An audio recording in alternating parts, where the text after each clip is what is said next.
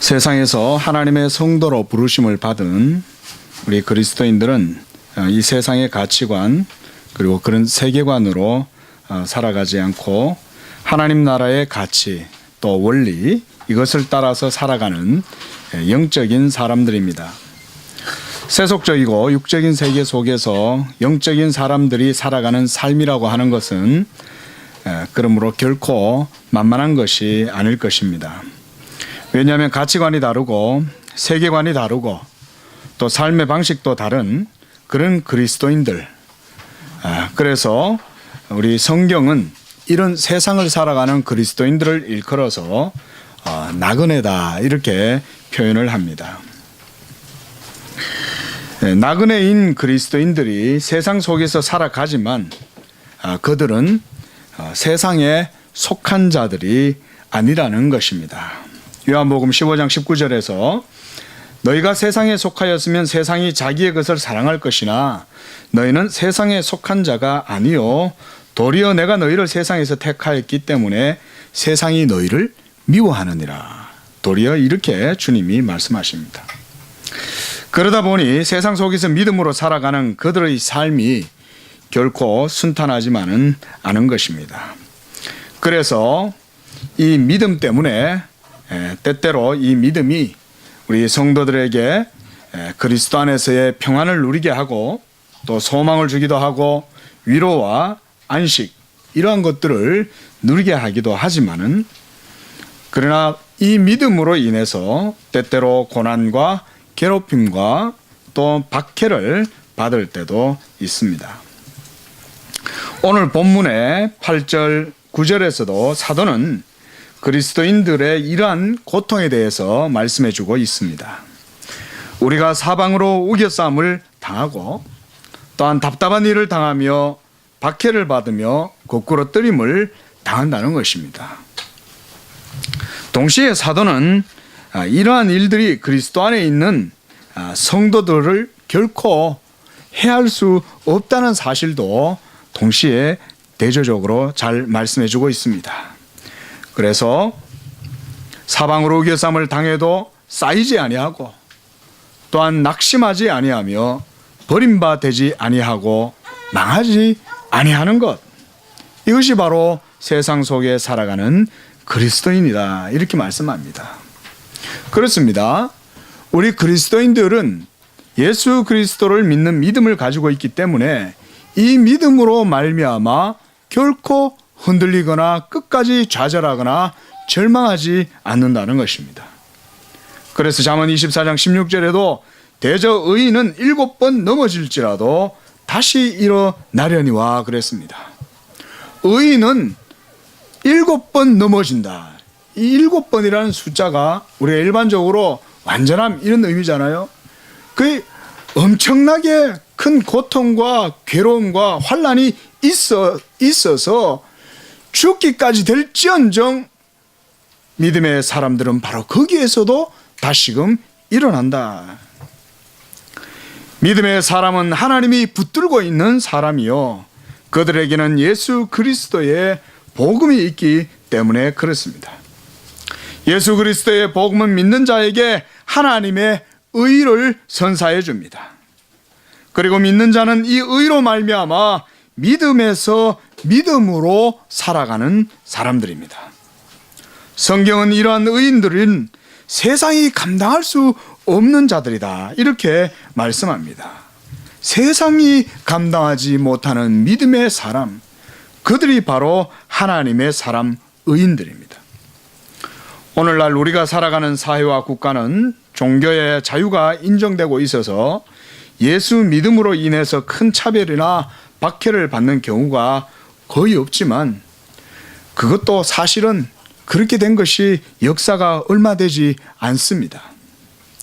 또한 그러한 것도 매우 일부에 지나지 않고 지금도 세계의 여러 곳곳에서는 기독교인들이 무참히 살해당하고 사회에서 차별과 격리를 당하는 이러한 일들이 비일비재한 것은 주지의 사실입니다. 그러나 우리의 개인적인 삶들을 또한 돌아보면 한층 더 깊이 우리가 세상을 또한 살펴보면 우리가 살아가고 있는 우리의 삶의 정황들, 현장들, 그런 세상들도 기독교가 인정받는 것도 아니라는 사실도 우리가 기억해야 하는 것입니다. 민주주의 사회에서 법적인 어떤 권리를 누리고 살아간다고 해서 우리 기독교인의 정체성과 복음의 진리를 세상이 인정해 주는 것은 아닌 것입니다. 세상이 아무리 고상한 사회가 되고 종교의 자유와 가치를 인정한다고 해도 세상은 결코 그리스도의 십자가의 복음을 받아들이지 못한다는 사실을 우리가 기억해야 합니다. 요한복음 14장 17절에서 주님은 그는 진리의 영이라 세상은 능히 그를 받지 못하나니 이는 그를 보지 못하고 알지도 못함이라 그랬습니다. 또한 고린도전서 2장 14절에서 육에 속한 사람은 하나님의 성령의 일을 받지 아니하나니 이는 그것들이 그에게는 어리석게 보이며 또 그는 그것들을 알 수도 없나니 그러한 일은 영적으로 분별되기 때문이다 말씀했습니다. 이처럼 예수 그리스도로 말미암는 이 구원의 진리는 세상이 받아들일 수 없는 전혀 다른 것이라는 사실을 우리가 기억해야 되겠습니다. 이러한 세상 속에서 바로 그리스도인들이 살아가노라면 때때로 지치고 고단하고 그리고 외로움과 고독함도 경험하게 될 것입니다. 그래서 어떤 이들은 이 믿음에서 심지어 파선하기까지 세상으로 향해서 나아가는 사람들도 적지 않음을 보게 됩니다. 성경서기도 보니까 이렇게 자기의 신앙을 처음엔 잘 지키다가 나중에는 그것을 버리고 세상을 쫓아서 가버리는 그런 부류들이 여러 곳에서 드문드문 보입니다. 오늘날도 마찬가지인 것 같습니다. 제 주변에도 보면 그러한 분들이 더러들 있습니다. 참으로 안타깝고 보면 너무나 안타깝고 그럴 때마다 하나님께 질문을 마음속에서 여러 번 던져봅니다. 어찌하여 그렇습니까? 어찌하여 그렇습니까? 우리가 다 알 수 없는 하나님의 섭리 가운데 있지만 안타까운 일이 아닐 수가 없습니다. 돌아보면 그만큼 믿음을 가지고 이 세상을 살아간다는 것이 어렵다는 것을 반증하는 것이 아닌가 합니다. 주님께서도 끝까지 인내하는 자가 구원을 얻으리라고 하신 말씀처럼 이 세상을 살아가는 것 결코 쉬운 일은 아닌 것입니다. 오늘날 현대 문명, 물질 문명이 발전하고 민주주의가 되었어도 그 속에서 의와 생명으로 살아가는 그리스도인들, 그들에게는 여전히 목마름과 갈급함과 그리고 하나님의 나라를 갈망하며 살아갈 수밖에 없는 것, 이것이 나그네로서 살아가는 그리스도인들의 삶인 것 같습니다. 그러나 이렇게 만만치 않은 세상을 살아간다고 해도 결코 좌절하거나 낙심하거나 절망에 빠질 이유는 하나도 없습니다. 도리어 바로 그때야말로 우리가 눈을 들어서 믿음의 주여 온전케 하시는 이인 그리스도를 바라봐야 할 때요, 인내와 소망 가운데에서 도리어 즐거워해야 할 일인 것입니다. 그래서 오늘 사도는 성도들을 향하여, 특별히 오늘은 고린도 교회를 향한 서신이지만, 이렇게 성도들을 향해서 세상에서 살아가는 그리스도인들이 당하는 고통과 환난 속에서도 도리어 소망과 위로와 궁극적으로 성도의 흔들리지 아니하는 반석이 무엇인가 하는 것을 성도들에게 일깨워주고 있는 것입니다. 오늘 본문 말씀에서 사도는 질그릇인 우리 안에 보배를 가졌다고 말씀하고 있습니다. 사도가 말씀하는 이 보배라고 하는 것이 무엇일까요? 보배. 제가 이 말씀을 준비하면서 언뜻 우리 주님의 하나님 나라 천국에 대한 예화가 생각났습니다. 마태복음 13장 44절 보니까 천국은 마치 밭에 감추인 보화와 같으니 사람이 이를 발견한 후에 숨겨두고 기뻐하며 돌아가서 자기의 소유를 다 팔아 그 밭을 사느니라 그랬습니다. 밭에 감추인 보화, 이것을 발견한 사람의 기쁨, 그 사람은 자신의 모든 소유를 다 팔아서 그 밭을 샀다고 말합니다. 여러분, 우리가 가지고 있는 그 어떤 것보다도 귀한 그것이 바로 주님이 말씀하시는 그 보화일 것입니다. 그렇다면 그 보화가 무엇이 되겠습니까? 우리에게 이 보화란 아마 우리 인생에 있어서 가장 귀한 그 어떤 것이 아닐까요? 사람에게 귀중한 것들이 많이 있죠. 우선 가장 기초적이고 본질적인 것, 그건 1차적으로는 먹고 입고 살아가는 이러한 것들이겠죠. 그리고 그것이 충족되면 사람은 거기에서 더 나아가 경제적인 부를 쌓고 싶어 합니다. 더 나아가서 경제적인 부가 쌓이면 이제는 명예와 권력욕을 또한 추구합니다. 권력과 명예를 추구하다 보면 그거보다 더 고상한 이런 가치를 향유한다는 것은 쉽지는 않겠습니다.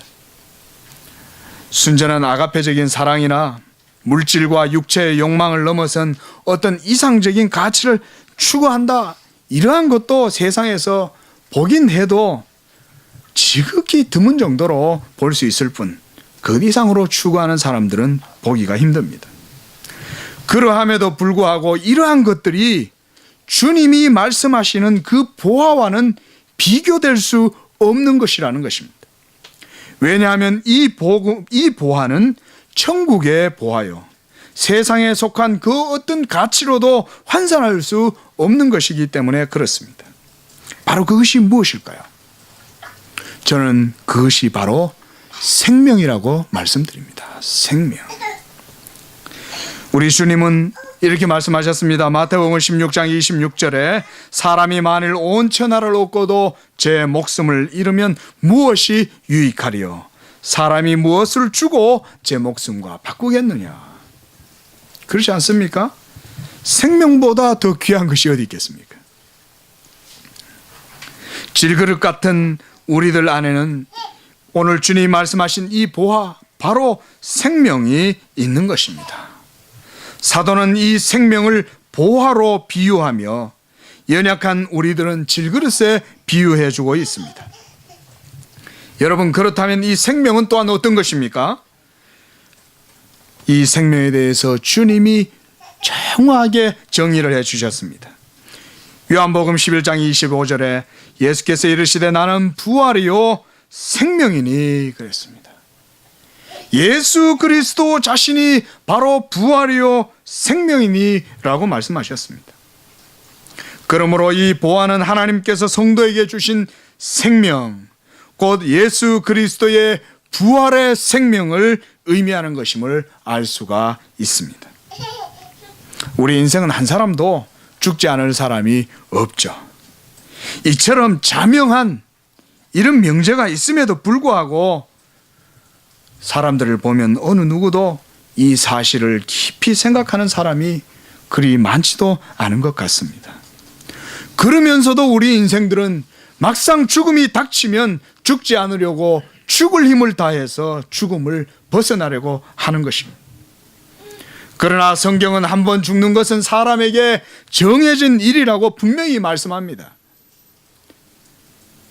언젠가 우리 자신들도 모두가 다 이 죽음 앞에서 누구나 한 번은 가야 할 그 길, 나는 아닐 거야 라고 생각할 그럴 여지는 전혀 없는 것입니다. 그러므로 우리 인생에 있어서 이 죽음의 문제보다 더 큰 인생의 문제는 저는 없다고 봅니다. 고대 왕들은 그 어떤 것들도 모두 다 누리고 살았습니다.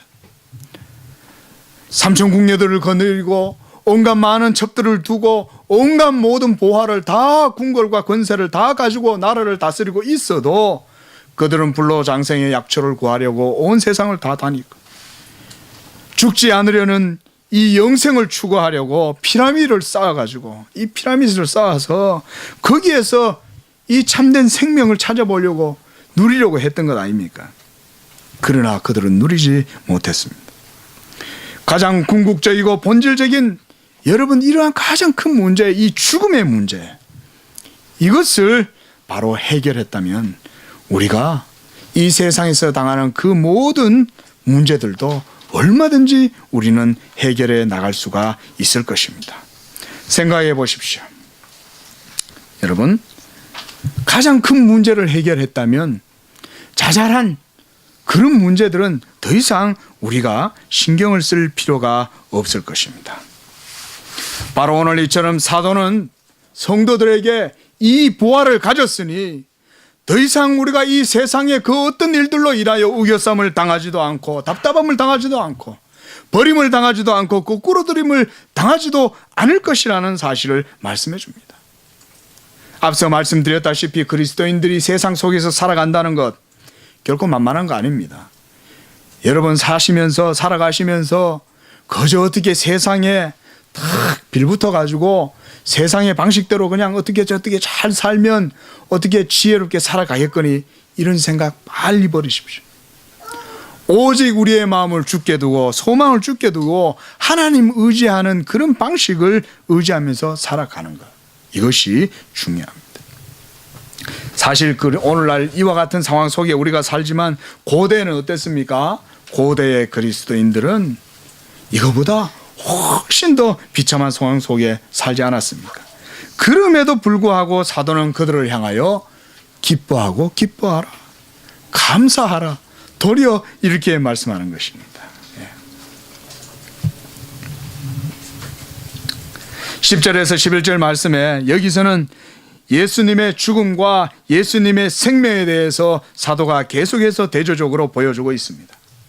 사도는 죽음이 비록 저주스러운 것이었지만 그리스도의 죽음의 가치야말로 복음의 생명이 되었다는 사실을 말씀해 주고 있습니다. 그리스도의 죽으심이 없었다면 예수의 생명은 나타날 수 없었을 것이며 또한 그 생명이 우리에게 주어질 수도 없었을 것입니다. 그래서 우리 주님은 요한복음 12장 24절에서 한 알의 밀이 땅에 떨어져 죽지 아니하면 한 알 그대로 있고 죽으면 많은 열매를 맺는다고 말씀하셨어요. 이것이 바로 주님이 자신의 부활의 생명을 말씀하신 것입니다. 그리스도의 고난과 죽음은 불신자들과 유대인들에게는 조롱거리가 되었을 것입니다. 세상의 지혜로는 이 십자가의 죽음이 어리석고 부끄러운 것이었지만 사도는 도리어 이 고난과 죽으심으로 말미암아 예수의 생명이 우리 몸에 나타나게 되었다고 말씀하는 겁니다. 그러므로 사도는 그리스도 예수를 믿고 그 안에 거하는 자들의 삶에서 겪게 되는 고난과 핍박과 낙심과 우겨쌈, 이러한 것들이 도리어 그리스도의 생명에 더욱 동참하게 하는 것이요, 신앙의 자극제가 된다고 말씀하고 있는 것입니다. 오늘 본문 말씀을 우리가 조금 유심히 살펴보면 사도는 지금 자신을 반대하거나 고린도 교회 내에 이 그리스도의 복음 전하는 것을 탐탁지 않게 여기는 그런 무리들을 향해서, 어떤 일단의 무리들을 향해서 말씀을 하고 있는 것 같습니다. 그들은 예수 그리스도의 고난에 대해서 그렇게 즐겁게 생각하지 않는 것 같습니다. 그러나 사도는 도리어 그들을 향하여 그리스도의 죽으심과 그의 고난당하심이 바로 우리에게 있어서 최상의 가치였다는 사실을 오히려 변증하고 이로 말미암아 복음을 담대하게 선포하고 있는 것을 볼 수가 있습니다. 따라서 여러분, 우리 믿는 자의 고난과 심지어 성도의 죽음조차도 그것 자체로 허무한 종말을 의미하지 않습니다. 도리어 예수님의 생명을 나타나게 하는 촉매제와 같다고 하는 것이 바로 우리 성도들의 고난이라고 할 것입니다. 이제 믿는 자의 고난과 죽음은 예수 그리스도를 위한 고난과 죽음이 되며 그와 함께 고난을 받으면 또한 그와 함께 살 줄을 믿게 되는 것입니다. 오늘 성경을 보면 디모데후서 1장 8절 말씀에 보면 오직 하나님의 능력을 따라 복음과 함께 고난을 받으라 하였으며 12절에도 내가 또한 이 고난을 받되 부끄러워하지 아니한다라고 이렇게 말씀하셨습니다. 베드로전서 4장 16절에도 그리스도인으로 고난을 받으면 부끄러워 말고 도리어 그 이름으로 하나님께 영광을 돌리라, 이렇게 말씀합니다. 이 말씀 보면서 이것이야말로 기독교가 가지고 있는 고난의 미학이 아닌가. 예전에 제가 아는 어떤 분이 참 고명하신 분인데도 불구하고 예수님은 안 믿어요. 그런데 이분은 예수님의 산상수훈이 참 좋은데 거기서 이해할 수 없다는 것이 있다는 거예요. 그게 뭡니까? 왜 애통하고, 왜 배고프고, 왜 가난하고, 이러한 심령이 가난한 사람이 복이 있냐? 자기는 그렇게 생각하지 않는다. 그리스도인인 저는 그 말씀을 탁 들으면서 마음속에 그런 생각을 했어요. 아, 저분은 기독교의 이 백미가 무엇인지를 모르는구나. 기독교 예수 그리스도의 고난으로 말미암아 우리가 겪게 되는 이 생명의 유익을 저분은 알지 못한다. 여러분, 그러므로 세상 속에서 우리 그리스도인들이 살아갈 때에, 우리의 쇠하여져가는 육신을 가지고 살아갈 때에 이 육신이 날마다 우리를 찌르고 그리스도 예수 안에 있는 우리의 위로와 안식을 늘 공격할 때가 얼마나 많습니까? 외부에서 나를 공격합니까? 다른 믿지 않는 세력들이 나를 핍박합니까? 그러나 알고 보면 그거보다 더 큰 위협적 존재는 바로 내 자신이라고 할 수가 있습니다. 이 사망의 몸을 가지고 살아가는, 쇠하여져가는 육신을 가지고 살아가는 우리들의 존재. 여러분, 저는 그래서 우리 그리스도인들은요, 자신의 이 쇠하여져가는 육신을 가지고 주님 오시는 그날까지 살아가는 법을 정말 깊이 배워야 한다고 생각합니다. 그러므로 복음을 그 영혼 중심에 가지고 있는 성도는 도리어 이러한 고난과 환난과 고통을 즐길 줄 아는 그런 신앙이 되어야 한다고 봅니다. 이 고통을 그대로 바꾸어서 변화시켜서 그리스도의 고난에 동참하는 것으로 그것을 바꾸면 이것이 도리어 나에게는 소망이 되고 인내는 연단을 연다는 소망을 이루게 되는 이와 같은 신앙의 삶을 살아갈 수가 있게 되는 것입니다. 그러므로 고통을 즐긴다는 것은 피약성 이런 것을 의미하는 것이 아닙니다. 고통이 다가와도 그것을 도리어 그리스도의 십자가의 의미로 여기고 그와 함께 고난받기를 즐겨하는 것과 같으며 그와 함께 다시 살 줄을 믿음으로 담대하게 그 고통을 받아들이는 것입니다. 그리스도의 십자가를 부끄러워하지 않는 바로 이것이 그러한 신앙인 것입니다. 이것이 곧 그리스도 안에서 당하게 되는 고통을 십자가의 즐거움으로 소화시킨다는 것을 의미합니다. 그러므로 우리의 중심에 항상 그리스도의 십자가가 깊이 자리를 받고 있어야 이 모진 세상 속에서도 믿음으로 이기고 살아갈 수가 있게 되는 것입니다. 도리어 이 고통을 즐기게 되면 십자가의 은혜가 더욱 배가 됩니다.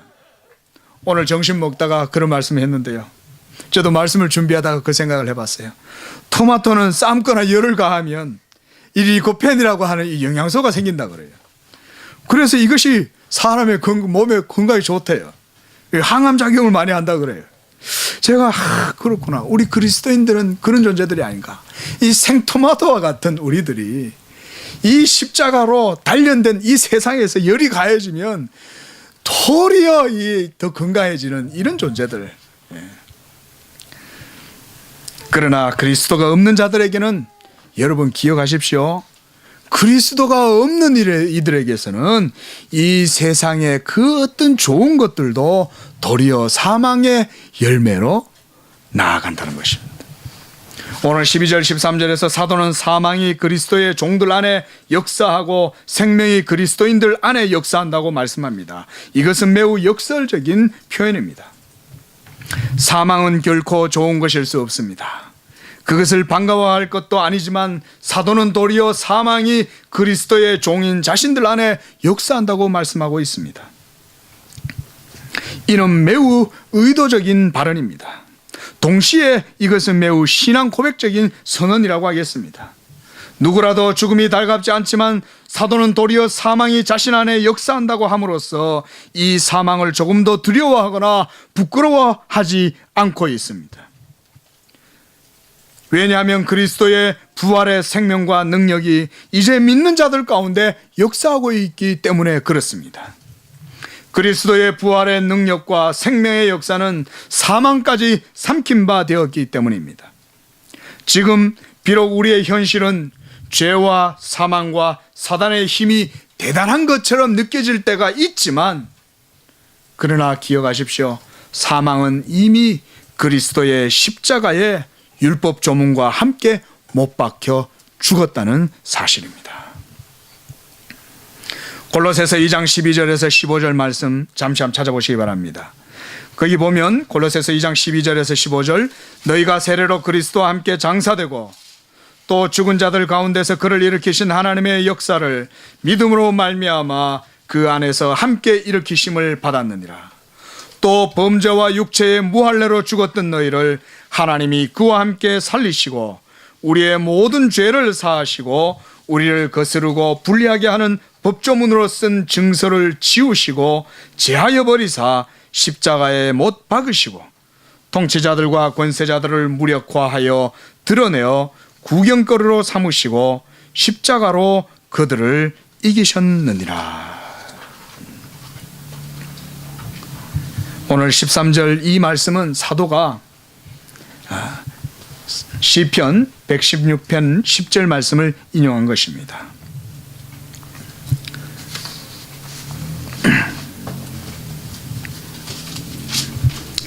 기록된 바 내가 믿었으므로 말하였다 한 것 같이, 오늘 도리어 사도 바울은 자신을 향하여 공격하고 반대하는 세력들이 그들 안에 있지만 그들에 대하여 자신의 불편한 심기를 감정적으로 드러내거나 그들을 어떤 무력적으로나 정치적으로 그들을 대하고 있지 않다는 사실에 우리가 주목할 필요가 있습니다.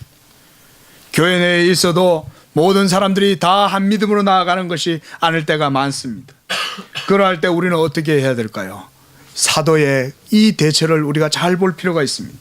사도는 도리어 그럴수록 예수 그리스도의 복음을 지혜롭게 전하고 그리스도의 복음으로만 자신들의 입장을 변호했다는 것입니다. 이것은 다윗의 시편인데 다윗도 마찬가지입니다. 다윗은 고통의 상황 속에서도 믿음으로 하나님께 신앙을 고백하면서 영광을 돌리고 그로 말미암아 큰 위로와 평강을 누렸던 하나님의 사람입니다. 바울은 이러한 다윗의 시편을 인용함으로 자신의 상황을 그대로 표현하고 있습니다. 믿음의 고백과 표현은 기독교 신앙에 있어서 매우 중요한 요소입니다.